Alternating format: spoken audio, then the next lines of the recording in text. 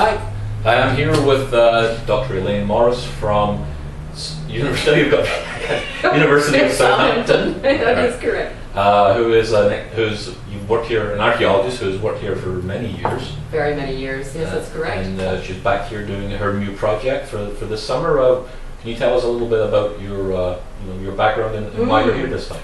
Well, it's a very, very long story, Paul. All right, it started in everything on Nevis. Everything on Nevis is. It began in 1995, actually, when I heard from Mrs. Jan Platzer, a former doctor on the island's wife, telling me that the Redoubt Fort is going to be destroyed because of the expansion of the runway over in Newcastle. And I said to her, "Yes, you did. I remember very much. Your name is in our records, actually. It's great, and we've got pictures of you, by the way. So I must give them to you sometime."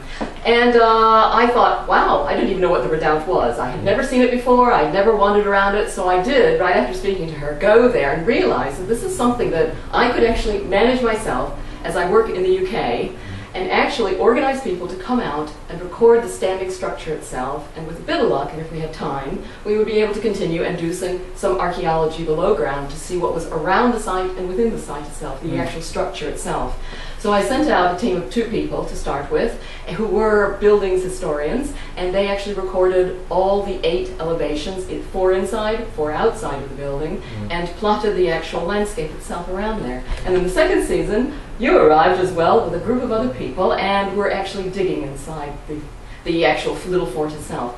Meanwhile, one of the people who came in that second season was a lady called Tessa Mackling, and she actually fell in love with the whole idea of doing historical archaeology research on Nevis and the fortifications themselves, and has now completed her PhD, as you know, through the University of Southampton, and you have a copy of her thesis here, which is very, very handy for people to come and have a look at sometime.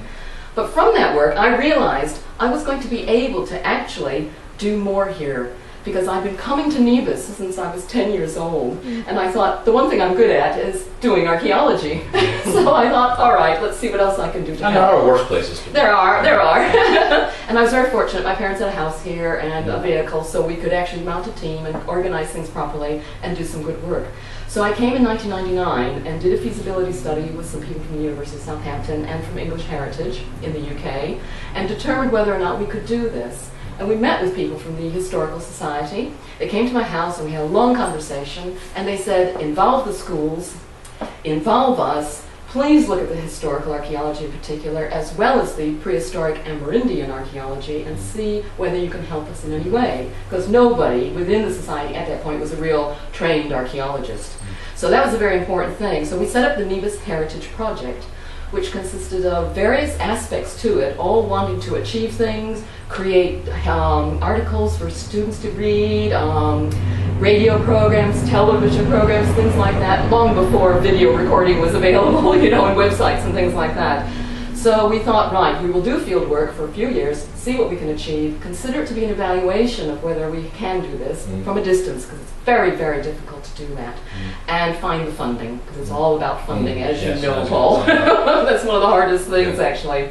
Unfortunately, I was able to find an historical archaeologist to help me, because I'm a prehistorian, and that is Dr. Roger Leach, who has been down here for many years, for about 8-9 seasons now, I think it is, looking at landscapes, the historical landscapes, and also digging in town, in Charlestown, as well as at Montravers, at Fenton Hill, and at the Upper Rawlins area on another site, a very, very early plantation site there. Very, very, very, let me think, it's late 17th, early 18th, I believe it is, that one.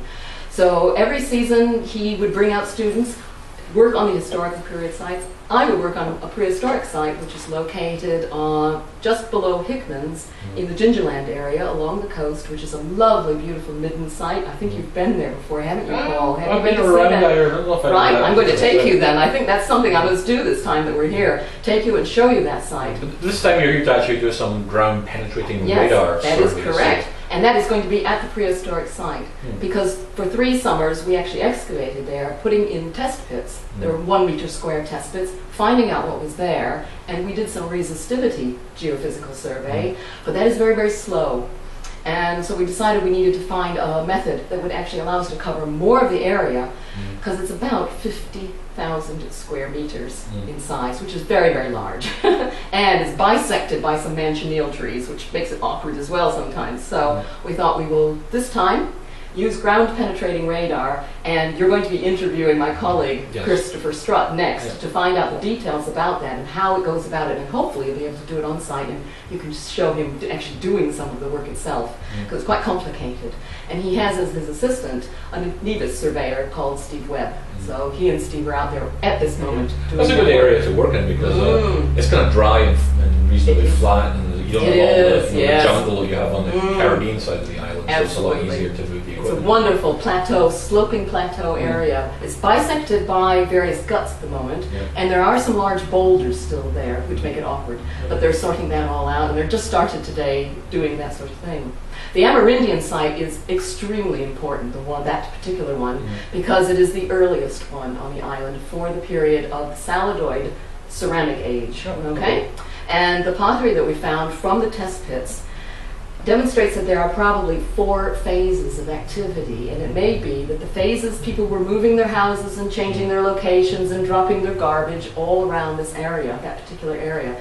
So what we're trying to do with the ground-penetrating radar is to see where the densities of post holes are that are the only remnants we have of the roundhouses people used to live in. Yeah. So Well, I do know it's good to find this information out firsthand, because I do know with the development of around the island, you know, there's always permits being issued for golf courses or condos or what have you. So it's good to have information on where the particularly important sites are. yes. So we know ahead of time, and it's not, you know, we don't get bulldozed and then go, Yes. oh, you mean there was something there? I- You know, which Very happens. good point. Yes. Yes, absolutely. One of the things that's concerning us at the moment is erosion.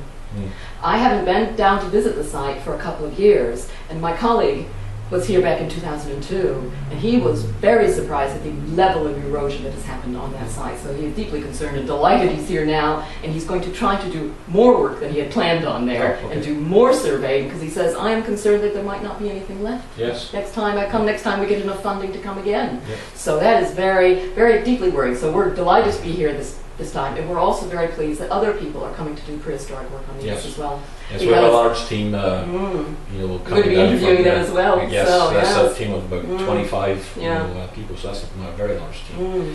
If anybody wants to actually look at the work that we have done, you have copies of our interim reports Yes. here in the archives, so people can come and read them. They're not very long, and they were meant deliberately to be written both for professional archaeologists, but also people can understand locally what's going on and to see the level of information that we've recovered, because I have to confess, part of it was the inspiration of the Time Team, the Channel 4 Time Team Yes. program in the UK. They started and targeted and showed me that it could be done, and I've helped them write up their work. So, and that got us going and realizing that the most important thing we can do is involve local people to start with.